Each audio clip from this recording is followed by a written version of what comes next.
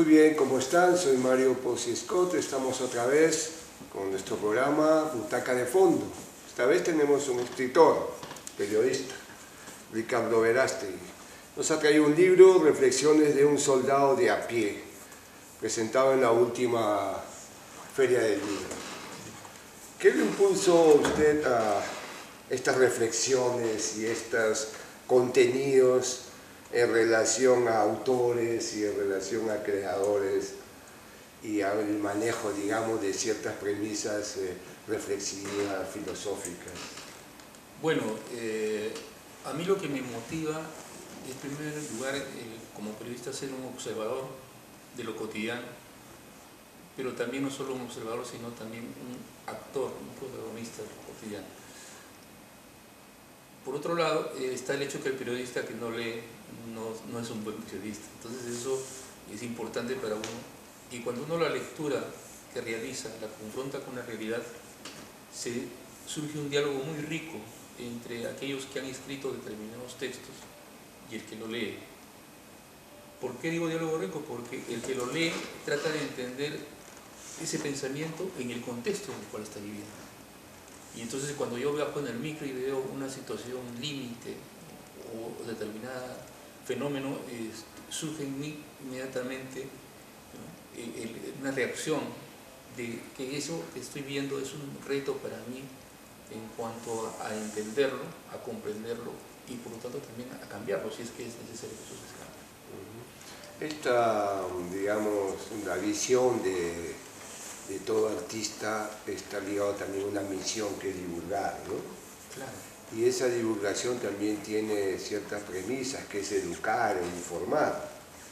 En el caso de la ficción, no necesariamente, ya entra a otros planos ahí de contenidos, pero la pregunta es, estas reflexiones y este diálogo que se establece, ¿no?, entre los autores que usted ha escogido, ¿no?, y usted mismo, que sería el punto de vista del espectador, en este caso del lector, lo llevó usted a la divulgación de ciertas premisas.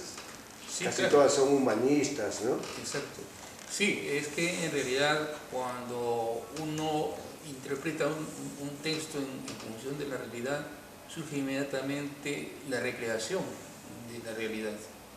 Y a través de esa recreación de la realidad uno dice, bueno, esto que estamos viendo hoy día, desgraciadamente no se ha resuelto durante tantos años, o esto que estamos viendo hoy día es el producto del progreso de la ciencia, ¿no es cierto? Entonces, esa es un poco la dinámica que se va estableciendo, y entonces lo que uno busca, como usted ya me ha dicho, no solamente es informar y educar, sino promover que aquel que lee el texto tenga una actitud no solamente de ver el mundo como un gran teatro, sino hacer que el mundo sea su teatro de acción.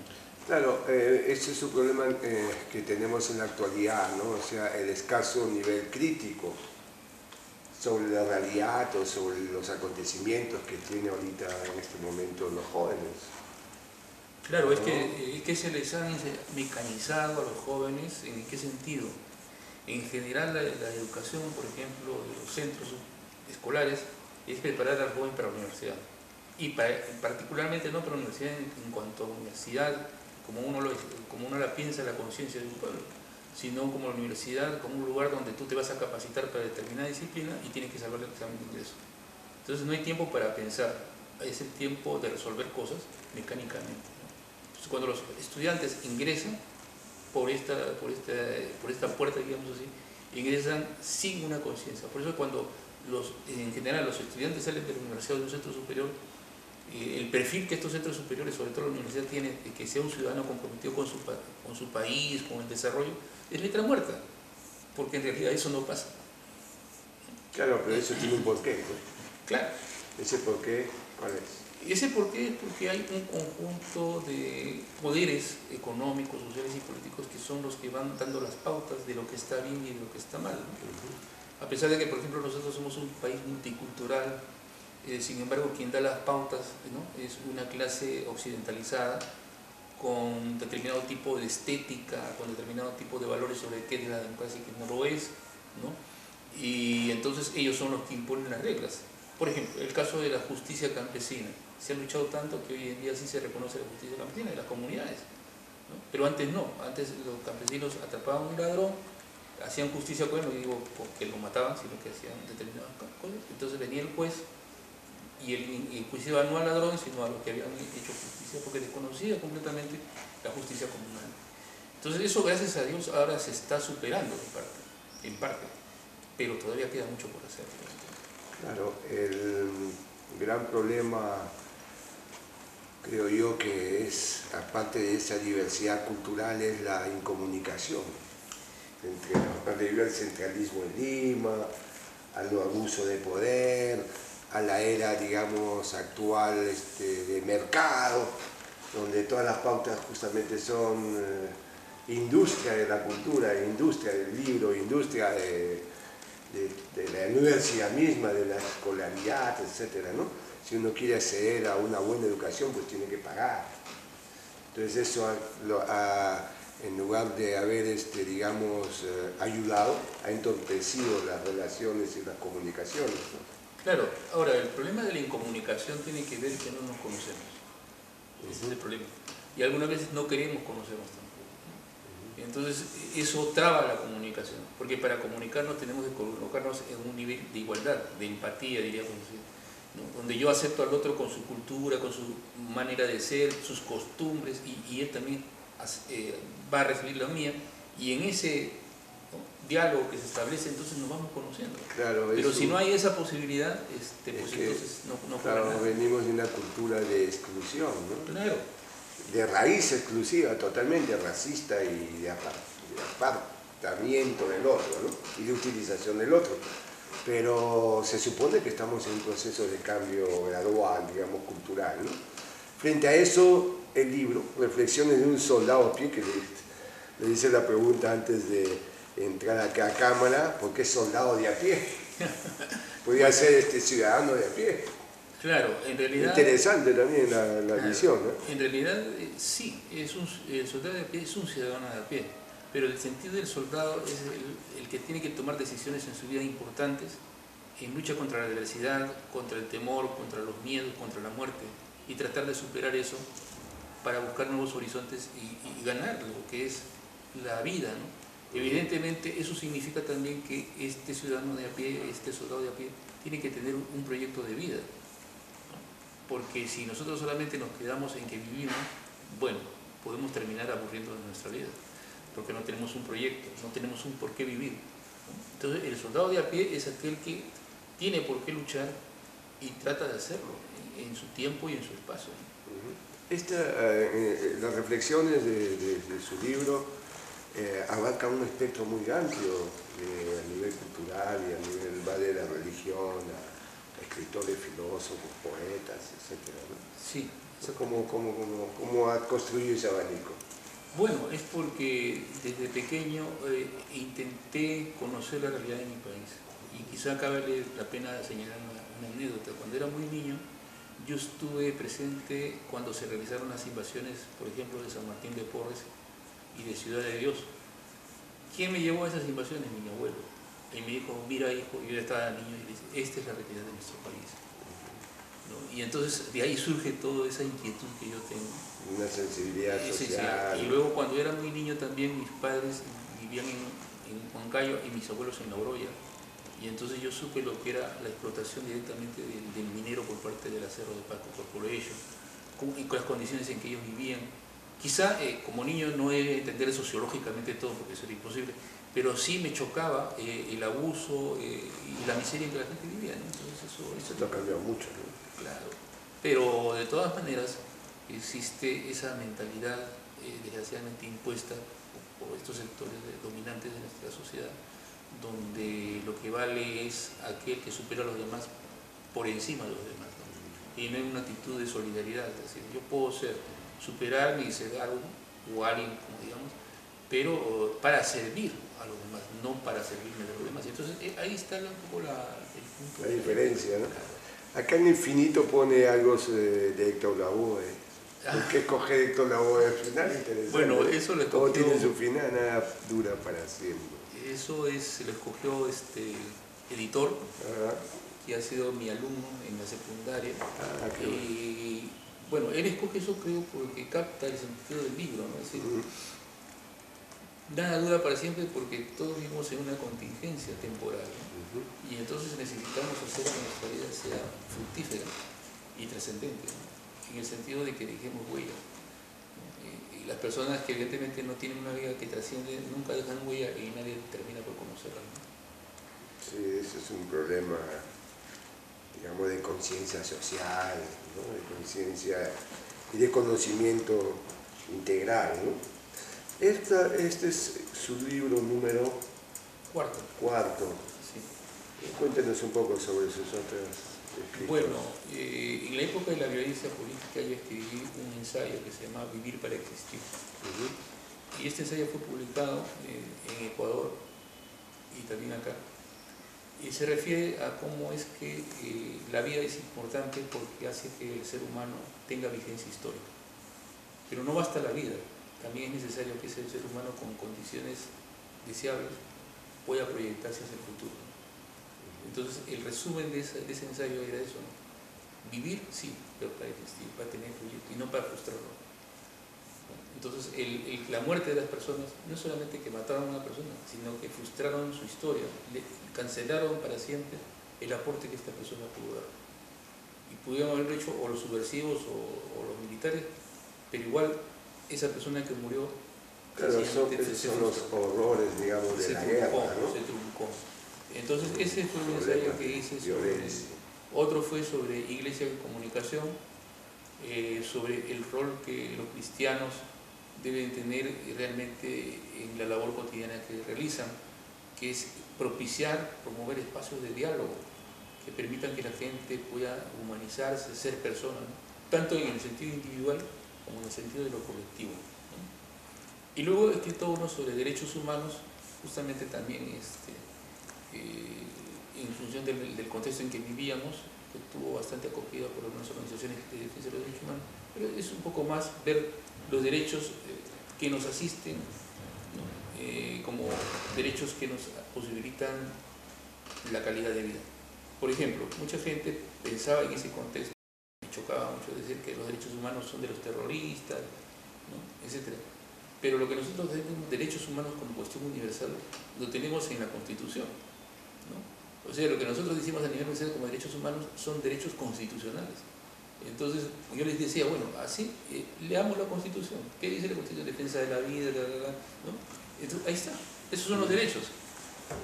Entonces, defender los derechos humanos es defender la esencia de la Constitución que nosotros tenemos como país supuestamente democrático. Pero en situaciones de guerra, digamos que interna o guerra contra enemigo exterior, esos derechos se trastocan y cambian y se adaptan, ¿no? Claro, es que hay una cuestión, la guerra es una cuestión también donde entra el elemento irracional, ¿no? Por ejemplo, si nosotros damos un rápido vistazo a la Segunda Guerra Mundial, cuando los rusos entran a Alemania, violan, matan, destruyen y todo eso, ¿no? Entonces puede decir, bueno, son unos animales. Pero ¿qué había hecho Alemania cuando invadió Rusia, ¿no? Exactamente lo mismo o peor. Entonces cuando los soldados rusos van invaden Alemania, se sorprenden primero porque decían, ¿cómo ellos nos han invadido cuando ellos tienen mejores cosas que nosotros, viven mejor que nosotros? Es la primera pregunta que se hace. Y la segunda es, ellos nos hicieron, masacraron a nuestras mujeres, etcétera, ahora vamos a hacer lo mismo con ellos. Entonces, en la guerra, aunque hay reglas que dicen no pueden ustedes matar a los civiles, respeten la propiedad, eso desgraciadamente entra en una dinámica también de revancha, ¿no? Es como cuando, por ejemplo, matan a uno, lo mata un terrorista y dice, bueno, ¿cuál es tu reacción? Matan a un terrorista, bueno, ya no reconoce ningún derecho. ¿Por qué? Porque él mató, entonces usted es digno de muerte. Eso es muy complejo y muy difícil de encarnar en la realidad cuando uno no tiene conciencia de lo que es la vida, los derechos de la vida, etc. Sí, claro. Bueno, hablar de la guerra es terrible también, porque claro. No existe, para lo que yo sé, no existen ni reglas ni derechos en una guerra. Claro. ¿No? La realidad es de triunfo, no terrible, ¿no? Ya como violencia generalizada, ¿no? Sí, exactamente. Bien, entonces, ¿Qué tendría, este libro está dirigido a los jóvenes? Está dirigido a todas las... ¿Contenidos tendrían algún público determinado? Sí, bueno, este libro está dirigido a todas las personas que piensan o que quieren encontrar elementos que le hagan tener una actitud crítica frente a la vida. Y si hablamos de los jóvenes, estamos hablando de jóvenes que tienen ese sentido crítico, no como sangre nueva para los viejos sistemas, ¿no? Sino como sangre nueva para cambiar, para transformar la realidad en otra realidad. ¿Y dónde lo están distribuyendo? ¿De dónde lo ven? Bueno, en este momento lo tiene la editorial Estelo Mundo. Se vendió en la feria del libro, sí. Y ahora hay una distribución en diversas librerías, sí. Librerías, ¿no? Debería llegar también a las universidades, bueno, eso sería colegios, ¿no? Excelente, claro. Porque una de las cosas que falta en la universidad hoy en día es diálogo sobre el país y diálogo para poder construir una realidad mucho mejor. Es que sí lo hay, pero es un diálogo ideológico, politizado y que bueno. pide cambios inmediatos. Bueno, yo creo que más que diálogo son conversaciones, ¿no? Como conversaciones de café. No porque porque el diálogo puede estar, el diálogo necesariamente, ojo, tiene el elemento de la concepción de la vida, ¿no? Por ejemplo, usted tiene su concepción de la vida y yo la tengo también.